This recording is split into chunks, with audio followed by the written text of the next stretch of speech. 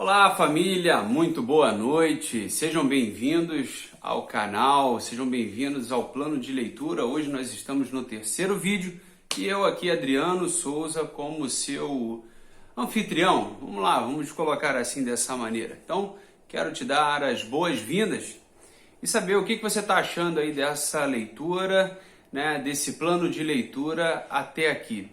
Olha, a gente não tem muito tempo para falar nos detalhes, mas eu queria chamar a sua atenção para alguns pontos nessa noite, essa nossa leitura. Outra coisa que eu estava aqui lembrando, né? Gravando assim de perto é uma loucura, né? Se aquele pastor, né? Como é que é o nome? Acho que é Felipe Valadão, né? Porque ele fala sobre filtro, né? Aí, interessante, porque eu tô gravando aqui sem filtro, né? E assim de perto, né? Eu vi uma live dele uma vez no Instagram falando sobre isso, né? Ele falou, gente, quem em sã consciência hoje em dia grava um vídeo e não coloca filtro? Hilário. Então assim, eu sou um dos tais que não coloca filtro, mas vamos que vamos, isso é só um detalhe à parte. Vamos lá. Primeira coisa, né, que eu costumo dizer, né, já que essa é uma questão espiritual, ler a Bíblia é uma questão espiritual, ore sempre, peça direção a Deus. Eu queria te convidar a fazermos isso. Se possível, feche os seus olhos. Pai maravilhoso, muito obrigado pela oportunidade que temos de abrir a Tua palavra e de ler, ó Deus, essas sagradas palavras, essa sagrada escritura. Que ela venha edificar as nossas vidas, fortalecer a cada um de nós, ó Deus, em nome de Jesus. Que a Tua palavra cumpra, Deus, o Teu propósito em cada um que está acompanhando, em cada um que está ligado com o Senhor nesta vontade e querer, em nome de Jesus. Amém. Bom, é do interesse de Deus que a gente cresça na graça e no conhecimento. Então, você que está fazendo parte desse plano de leitura, olha, você está enriquecendo o seu conhecimento, lembrando que a Bíblia é um manual de fé e prática. Então, assim, utilize o que você está vendo aqui, o que você está acompanhando aqui e pratique isso na sua vida e acredite que isso vai ser um divisor de águas para você. Acredite nisso. Por mais simples que seja, porque você acha que é simples, vai fazer diferença na sua vida. Bom, a gente está começando, né, pelo Novo Testamento, falando aí desses evangelhos, né, de Mateus, Marcos, Lucas e João, e eu queria chamar a sua atenção para João, em especial para João. Por quê? Porque João é bem interessante. Lucas. Chamar a sua atenção para Lucas. Eu gostei muito desse prefácio de Lucas, dessa introdução de Lucas, porque ele fala assim, olha só, a partir do versículo 1, esse não é o do nosso dia, mas eu só fazendo um resumo do que foi o de ontem. O que me chamou a atenção foi o seguinte: visto que muitos empreenderam numa narração coordenada dos fatos que entre nós se realizaram, conforme nos transmitiram os que desde o princípio foram deles testemunhas oculares e ministros da palavra. Olha que Lucas está falando dos apóstolos, dos discípulos de Cristo, que andaram com Cristo. Igualmente, a mim me pareceu bem, depois de acurada investigação. Gente, olha que interessante. Lucas, ele era um gentio, né? Ele era um gentio e ele estava fazendo toda essa investigação para uma pessoa. Olha que interessante. Ele estava evangelizando uma pessoa através desse evangelho. Então ele coloca aqui, depois de uma acurada, uma minuciosa investigação de tudo, desde sua origem, né, dar-te por escrito, excelentíssimo Teófilo. Teófilo já é aqui um romano. Vamos lá. Teófilo, a palavra Teófilo significa amigo de Deus. É uma pessoa para quem Lucas endereçou o seu evangelho e o livro de Atos. Então foi para que ele tivesse conhecimento. Ele estava sendo evangelizado por Lucas. Olha que edificante. Uma exposição em ordem para que tenhas plena certeza das verdades que foste instruído. Então ele estava recebendo instrução aqui de Lucas e ele vem com uma narrativa sobre a origem de João Batista, ele vem uma narrativa sobre a origem de Jesus, dos pais de Jesus, e aí Mateus vem complementando, falando da árvore genealógica de Jesus. Muito boa essa leitura, por isso que eu falei que é interessante, né? Nessa ordem cronológica que nós estamos vendo dos fatos que aconteceram, gente, olha que bênção. Se você estivesse lendo Mateus, você ia ler sobre Jesus, né, na árvore genealógica e vir com aqueles nomes sem entender muita coisa.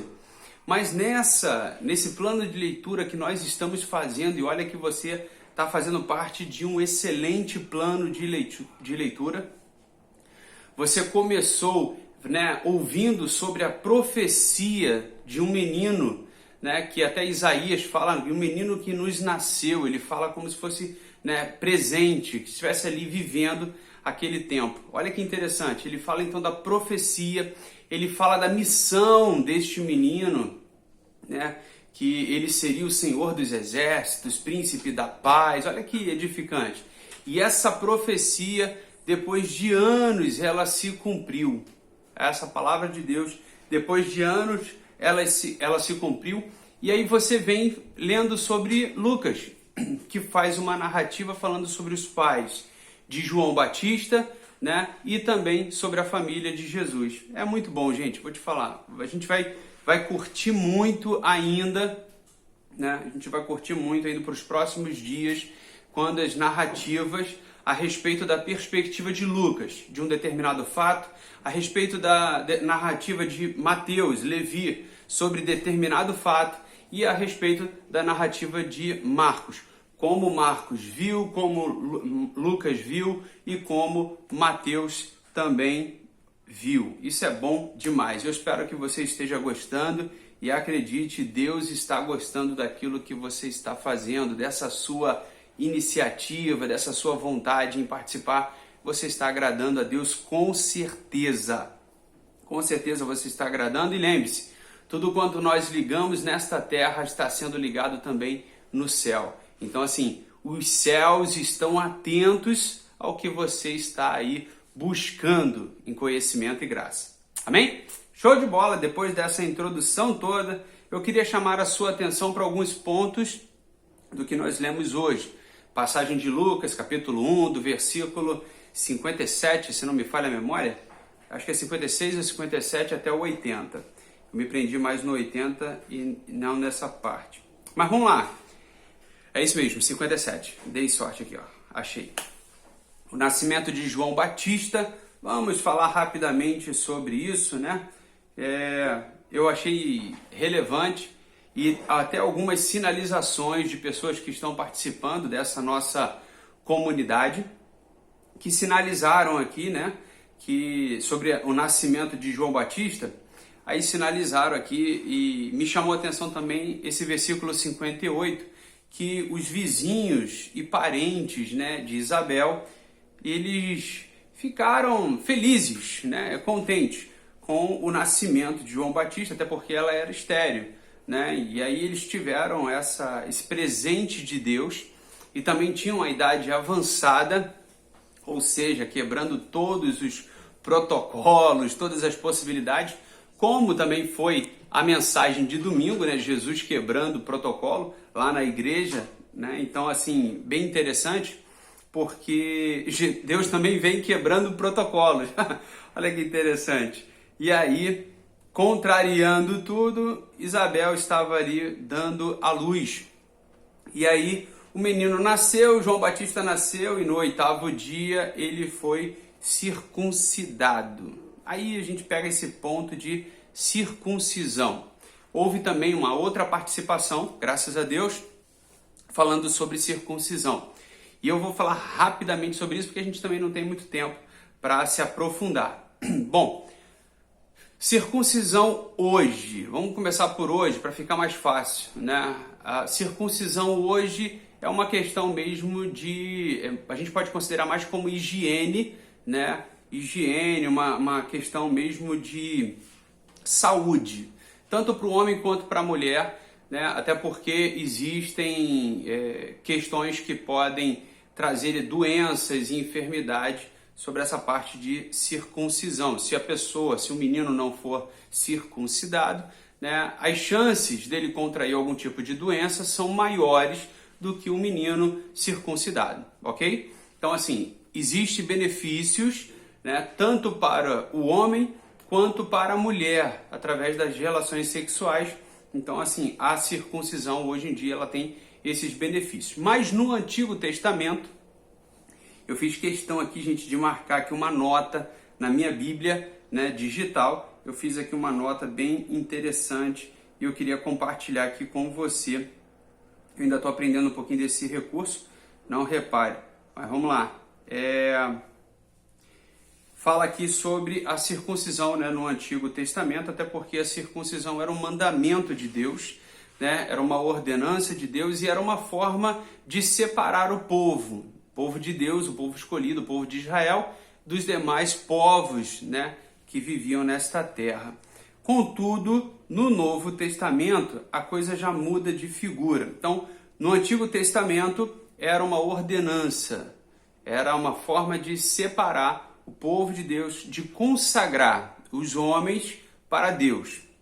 Já no Novo Testamento, com a vinda de Jesus, né, e nos dias de hoje, a marca do povo de Deus, preste atenção, ó, a marca do povo de Deus se encontra no coração, e não é mais na circuncisão, mas sim no coração.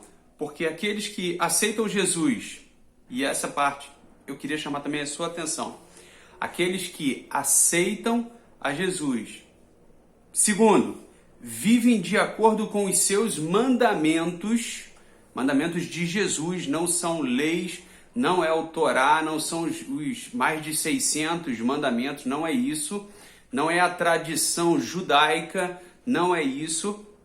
Aqueles que aceitam Jesus e vivem de acordo com os seus mandamentos, Novo Testamento, tá? Tem no coração esta marca e tem também uma vida transformada. Então, ou seja, a circuncisão antes era algo físico, algo visível, ok? Tangível ali, você observava a circuncisão. Hoje não, hoje já é algo no coração. Contudo, essa circuncisão no coração, ela reflete em ações, ela reflete em atitudes que a Bíblia chama de frutos, ok? Então, por exemplo, uma pessoa que é circuncidada, olha só, que é circuncidada, né, no caso, né, e aí a gente abrange aqui para pessoas, já não é mais só para o menino, é tanto para o homem quanto para a mulher, aí já abre esse leque de possibilidade. São pessoas que aceitaram Jesus e vivem de acordo com os seus mandamentos, seguindo a palavra de Deus na sua atitude, na sua vida. E eles têm, é claro, uma vida transformada, uma mudança de vida, uma novidade de vida. Isso é que é interessante. Então, assim, me chamou muito essa atenção dessa parte. Eu queria explicar para você que o apóstolo Paulo, ele até em Romanos, ele fala sobre isso, e não só em Romanos, mas também em outras passagens, ele fala abertamente sobre isso, que as pessoas negavam a Jesus, né? Geralmente os judeus, as tradições judaicas, negavam a Jesus dizendo que para você ir para os céus, você precisa ser circuncidado. Você que é gentio, por exemplo, como eu sou, né, gentio, não sou judeu, não tenho nenhuma na minha árvore genealógica, ninguém lá de Israel. Então o que acontece? Para eu chegar aos céus, para eu ter o passaporte da minha salvação, não bastaria apenas eu acreditar em Jesus, eu seguir os mandamentos de Cristo, não bastava apenas isso. Eu deveria seguir as tradições, eu deveria ser circuncidado. É isso que o apóstolo Paulo vem combatendo, ele vem falando sobre isso. Então ele disse que não era assim, que a circuncisão era no coração. Você consegue enxergar isso em Romanos capítulo 2, você consegue ler isso, esse conceito que ele aplicou sobre a circuncisão no coração. Amém? Então, olha só, você